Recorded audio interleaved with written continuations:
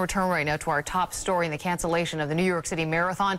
47,000 runners are currently in New York City, and they were hoping for the chance to take part in the historic race, but now they're going to be forced to wait until next year. Eyewitness News reporter Tim Fleischer is at the finish line in Central Park. He picks up our story from there. And Tim, I would imagine you're getting a lot of reaction. Oh, without question, Liz. In fact, most of the last half hour has been a lot of people gathering here at the gate.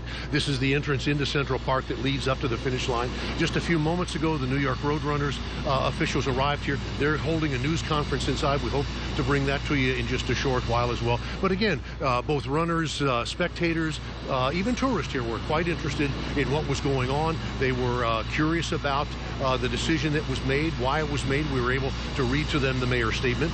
But let's get it firsthand. With me right now is Lauren Mandel. She has run the marathon 6 times, and you were telling me that you got to the point where you picked up your number today and then had second thoughts. Yeah, I've run 5 New York City marathons, and this was going to be my 6th.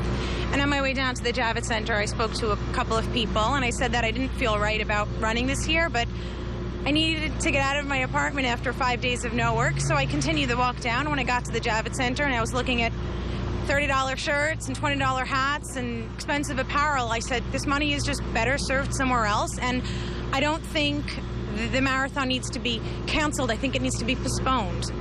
I just think there's resources that need to be used somewhere else. The generators and things like that.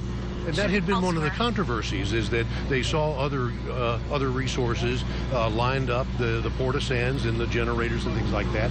Do you feel that it was just not an appropriate time at this point, considering how close it was? Yeah, it's not an appropriate time, but it's not even just the time frame. It's not even just that it's a couple of days after the devastation. It's that the resources that are still being used now, in terms of the generators, in terms of the tents that are here, all of that, there are people that are still pulling bodies out of wreckage. And there's still gas stations that have fuel but no power. To have a generator here heating up a tent so people can eat pasta tomorrow is a devastating thought. And that's what made me leave the Javits Center with no number. The guilt was just too much for me to bear. Very strong feelings. Thank you for sharing them with us. Yeah. Appreciate it. So you get Lauren's sense. It was an inner sort of thing, and she was also telling me that for even some of the foreign runners who were coming here, they were just starting to see some of the devastation that we've been showing you over the last several days, the last week or so. So they were getting a better sense. We also talked to a number of other folks, including some other runners, and some who disagree with the cancellation. Here's their reaction. Now I feel like it's too late. I mean, this is something that we knew when he said we're going to have the marathon. He canceled a basketball game in Brooklyn.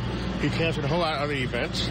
And now it's almost unfair to the people who stayed here for 2 or 3 extra days for a marathon that's not going to happen. So I'm glad that it's canceled or postponed, or it should be.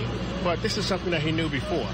My opinion was that in good conscience, I did not think I could run it. Not that I felt anybody else should not.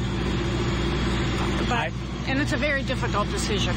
It's not an easy decision, but I think it's the right decision. Normally I'd be disappointed that I'm not running, but under these circumstances, I feel fine with it. I mean, in other words, I feel good that the city's taking care of what it needs to take care of, not supporting runners in an event that's not necessary.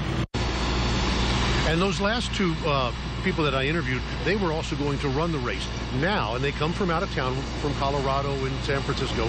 What they tell me they would like to do as runners, they'd also like to now go out into the neighborhoods that have been devastated by this hurricane and to volunteer their time. It would be, they said, their marathon to be able to help those people. So that's how the reaction is coming at this point. Reporting live in Central Park, Tim Fleischer, Channel 7 Eyewitness.